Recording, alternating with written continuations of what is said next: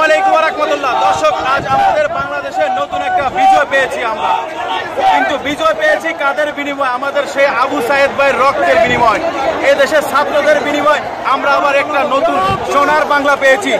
দর্শক, আমার কথাটা হলো এই দেশের যেই সমস্ত গুন্ডা পুলিশ বাহিনী, যেই সমস্ত হারুন টিভির প্রধান হারুন, যে সমস্ত বাহিনীগুলো এই আওয়ামী লীগ সরকারের গোলামি করেছে, যারা বাংলাদেশের আনাচে কানাচে বিশ্বের যে প্রান্তে যে যেখানে থাকবে, দর্শক বাঙালি যে যেখানে তাদেরকে পাবেন সেইখানে পুঁতে ফেলবেন।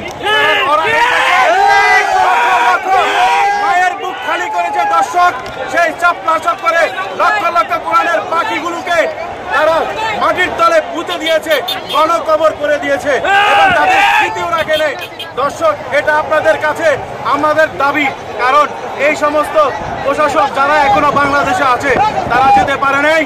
আর আমাদের আবু সাইদ ভাইয়ের গুলে যে বুকে যে গুলি করেছে সেই প্রশাসন যেখানে আছে, দর্শক যেখানে পাবেন গণপিটানি দিয়ে মেরে ফেলবেন।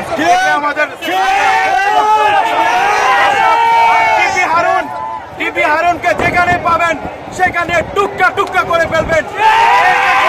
সবচাইতে বড় স্বৈরাচার টিপি হারুন, ওবায়দুল কাদের, শেখ হাসিনা, আর হলো সেই দ্বিতীয় রাজাকার হলো আমাদের ব্যারিস্টার সুমন ভাই।